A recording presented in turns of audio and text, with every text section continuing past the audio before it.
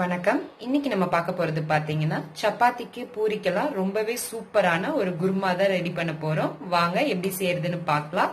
அதுக்கு முன்னாடி நம்ம சேனலை நீங்க இன்னும் சப்ஸ்கிரைப் பண்ணிக்கலன்னா மறக்காம சப்ஸ்கிரைப் பண்ணிட்டு கூடவே இருக்க பெல் ஐக்கானை கிளிக் பண்ணிக்கோங்க.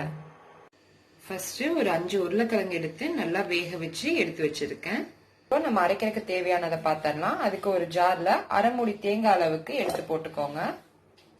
கூட ஒரு 4 ஸ்பூன் அளவுக்கு பொட்டுக்கடலை சேர்த்திக்கோங்க. 1 டீஸ்பூன் சோம்பு, ஒரு சின்ன துண்டு பட்டை, 3 கிராம்பு, இஞ்சி இந்த அளவுக்கு போட்டுக்கோங்க. ஒரு 7-8 பல்லு பூண்டு போட்டுக்கோங்க. மஞ்சத்தூள் போட்டுக்கோங்க. லைட்டா உப்பு போட்டுக்கோங்க. கொஞ்சமா மட்டும் போட்டுக்கோங்க, மிச்சத்தை நம்ம வதக்குறப்ப போட்டுக்கலாம். இப்போ இதை நல்லா நம்ம மைய அரைச்சு எடுத்துக்கலாம். இது மாதிரி நல்லா மைய அரைச்சு எடுத்துக்கோங்க. ஃபர்ஸ்ட் ஒரு வான்ல வச்சுக்கோங்க. அதுல கொஞ்சமா எண்ணெய் ஊத்திக்கோங்க.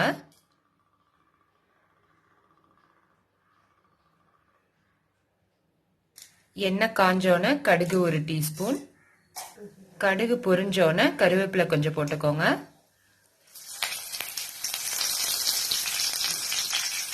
ரெண்டு பெரிய வெங்காயத்தை நல்லா கட் பண்ணி போட்டுக்கோங்க.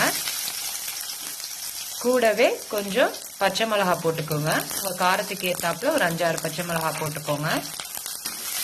இப்போ இது எல்லாத்தையுமே நல்லா வதக்கிடலாம்.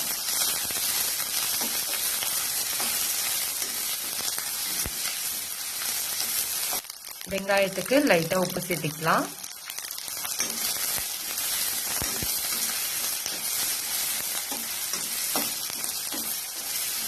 வெங்காயம் நல்லா வதங்கினோன்னு நல்லா பழமா 3 தக்காளி கட் பண்ணி சேர்த்திக்கலாம்.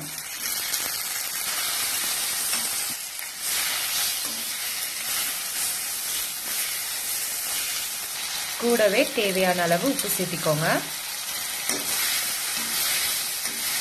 இது நல்லா வதக்கி விட்டுறலாம்.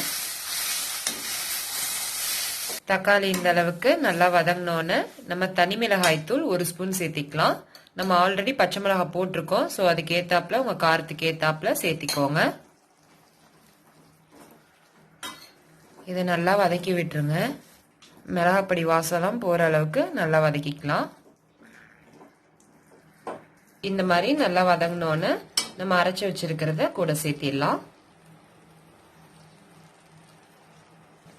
தேவையான அளவு தண்ணியும் ஊத்திக்கோங்க. வேணுங்கிற அளவுக்கு தண்ணி ஊத்திட்டு நல்லா கலந்து விட்டுக்கோங்க.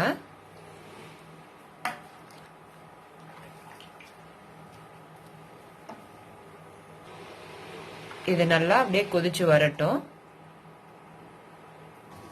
நல்லா இது மாதிரி கொதி வந்தோடனே நம்ம வேக வச்சு வச்சிருக்க உருளைக்கிழங்க நல்லா தோல்ல எடுத்துட்டு ஸ்மாஷ் பண்ணி விட்டு கூட சேர்த்திடலாம்.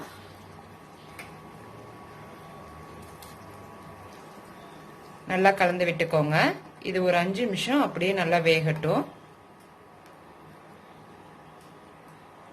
ஒரு 5 நிமிஷம் ஆயிருச்சு. இப்ப நம்ம கொத்தமல்லி கருவேப்பிலை போட்டு அடுப்பை ஆஃப் பண்ணிட வேண்டியதுதான்.